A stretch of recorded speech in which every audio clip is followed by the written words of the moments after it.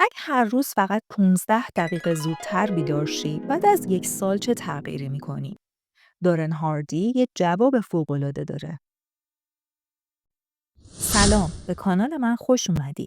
امروز قراره یه کتابی رو با هم مرور کنیم که اگه فقط یه کتاب رو بخوای تو کل زندگیت بخونی، قطعاً همینه.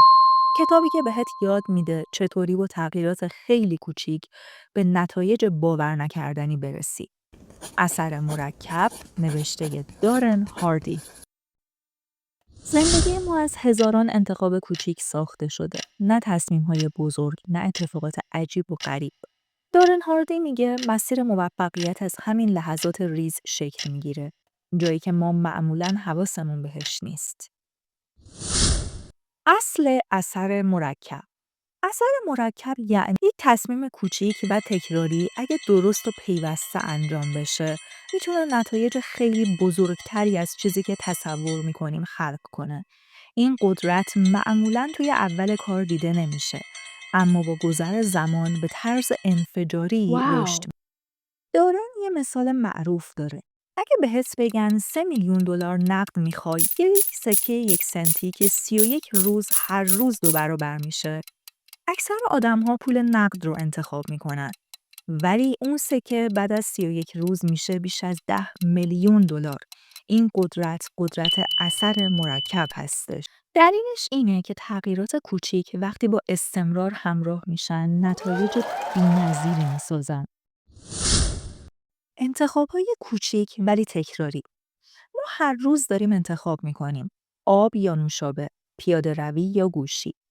این انتخاب‌ها توی لحظه بی‌تأثیر به نظر میرسن، ولی وقتی در طول هفته‌ها و ماه‌ها تکرار بشن، تفاوت بسیار بزرگی ایجاد میکنن. کتاب یه داستان 3 نفره داره. نفر اول تصمیم میگیره که روزانه یه کمی بیشتر کالری بگیره. نفر دوم هیچ تغییری توی زندگیش به وجود نمیاره و نفر سوم تصمیم میگیره که فقط روزی 10 دقیقه پیاده روی کنه و مصرف نوشابه رو حذف کنه.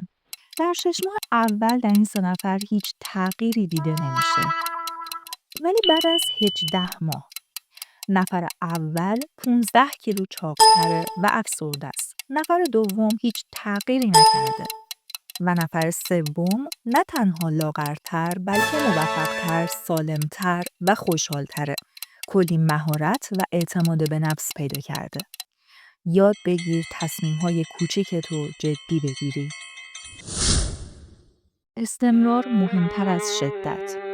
ما آدما همیشه عاشق شروع‌های انفجاری هستیم. دنبال موفقیت‌های سریع، قرص جادویی، رمز سریع پولدار شدن یا رژیم‌های 3 روزه. ولی انگیزه تنها اصلاً کافی نیست. ولی موفقیت واقعی آهسته، تدریجی و پنهانه و هیچ نتیجه ماندگاری سریع به دست نمیاد.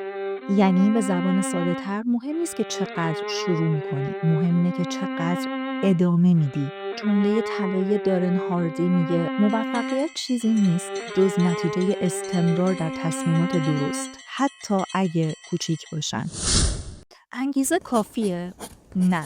انگیزه برای شروع خوبه، ولی برای ادامه نه. باید عادت بسازی. چون فقط وقتی یه کار رو حتی توی بی‌حوصلگی و بی‌انگی انجام بدی، اون موقع میتونه مسیر زندگی تو تغییر بده. مثلا به زبان ساده بهت بگم. مثلا بیشتر آدما توی روز اول جوگیر میشن، میرن باشگاه، رژیم میگیرن، 10 صفحه کتاب میخونن، ولی بعد از 3 روز ول میکنن. اثر مرکب به زبان ساده بهت میگه اونی که هفته‌ای فقط 2 بار ورزش میکنه ولی برای 1 سال ادامه میده خیلی موفق‌تر از اونی میشه که 1 ماه هر روز باشگاه میره و بعد ول میکنه. اگه تا اینجای ویدیو برات مفید بوده، همینجا یه لایک کوچیک بزن که بفهمم داری همراهی میکنی و یادت نره اگه هنوز سابسکرایب نکردی الان بهترین فرصته تا باقی خلاصه های ناب رو از دست ندی. ثبات مهمتر از شدت، عادت مهمتر از هیجانات مقطعی. دارن هاردی میگه موفقیت مثل یه قطار قدیمی، اولش کند راه میفته، انرژی زیادی میبره، ولی وقتی سرعت گرفت توقفش سخته. باید به خودت زمان بدی و صبور باشی. پیگیری و شفافیت. دارن هاردی یه قانون طلایی داره. چیزی که اندازه‌گیری نشه و نتونی اندازه‌گیری کنی، هیچ موقع نمیتونی بهبود بدی. اگه ندونی پولاتو کجا خرج میکنی، هیچ وقت نمیتونی پس‌انداز کنی. اگه نمیدونی زمانت کجا میره یا روزت رو به چه کارهایی میگذرونی، هیچ وقت نمیتونی توی طول روز پیشرفت بکنی. هیچ وقت حس میکنی که وقت کم داری. راه حل حالا چیه؟ دارن هاردی پیشنهاد میده که شروع کن به ردگیری کردن تصمیمات کوچیک. مثلا برای یک هفته حداقل همه چیز رو یادداشت کن. شروع کن به ساخت یه دفترچه پیگیری، غذا، زمان، هزینه، کار مفید، ورزش. ممکنه در ابتدا سخت باشه، ولی بعد از چند روز کاملا دیدت به زندگی روشن میشه و جادو دقیقاً همینجاست. با همین کارهای ساده تمرکزت بالا میره و کنترل کل زندگی تو به دست میاری. شتاب دهنده ها. میخوای موفق بشی، از الان فقط روی یک عادت خوب تمرکز کن.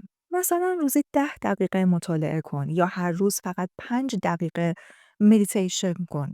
با تکرار این کارهای کوچیک، پایه تغییرات خیلی بزرگی ساخته میشه. بعد از اینکه یک عادت خوب رو ایجاد کردی، یه چیز خیلی جالب اتفاق میفته. اینه که وارد حالت شتاب میشی.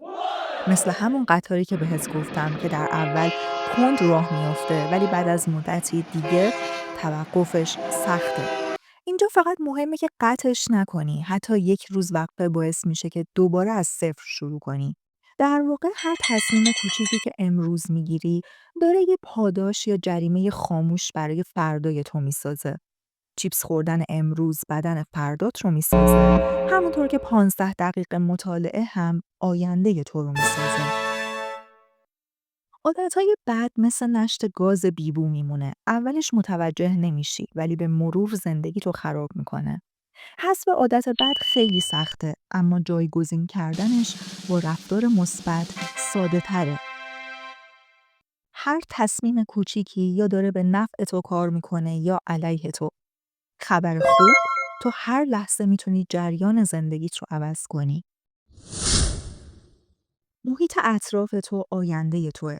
با چه کسی وقت میگذرونی؟ اطرافیان تو مثل آینن. دارن هاردی میگه اگه با 5 نفر منفی نگر بپری، ششمین نفر تویی، ولی اگه با آدمهای الهام بخش بپری، به زودی یکی از اونهایی. تغذیه ذهنی درست. این فقط غذا نیست که بدن تو میسازه. اطلاعاتی که وارد ذهنت میکنی، افکار و آیندت رو میسازه. به جای اخبار و شبکه‌های منفی، محتواهای سازنده، کتاب خوب و آدم‌های آگاه رو دنبال کن. تأثیر لحظه‌های بی‌ارزش. 5 دقیقه اسکرول کردن، یه لیوان نوشابه، یه مکالمه منفی، اینا همه کوچیکن، ولی مثل قطره قطره آب نبات روی دندون به مرور باعث پوسیدگی میشن. باید مراقب لحظه‌های ظاهر بی اهمیت زندگیت هم باشی. برنده کسیه که ادامه میده. هیچ کس موفق نشده چون کامل شروع کرده. همه با اشتباه و ترس شروع کردن ولی ادامه دادن. اثر مرکب میگه اون کسی برنده است که حاضر باشه کار کوچیک ولی مستمر انجام بده. ببین، همین الان وقتشه، نه فردا، نه هفته بعد. همین الان تصمیم بگیر که یکی از انتخاب‌های کوچیک زندگی تو عوض کنی. اگه فقط همین یک ایده از اثر مرکب رو عمل کنی، آیندت عوض میشه و این قدرت دست توه. اگه الان احساس میکنی زندگی از کنترل تو خارجه، با همین کتاب و همین اصل ساده میتونی دوباره از نو شروع کنی. یه سوال Let's ازت go. دارم. امروز چه تصمیم‌های کوچیکی میتونی بگیری که آینده‌ت رو بهتر کنه؟ توی کامنت حتما برام بنویس. اگه از این سبک کتاب خوشت اومد، حتما کانال رو سابسکرایب کن و زنگوله رو بزن و لایک کن. و با یکی از دوستات که به دنبال تغییر توی زندگیشه، حتما به اشتراک بذار. و حتما کانالم رو دنبال کن تا کتاب‌های بعدی به موفقیت‌های بزرگتری توی زندگی دست پیدا می‌کنی.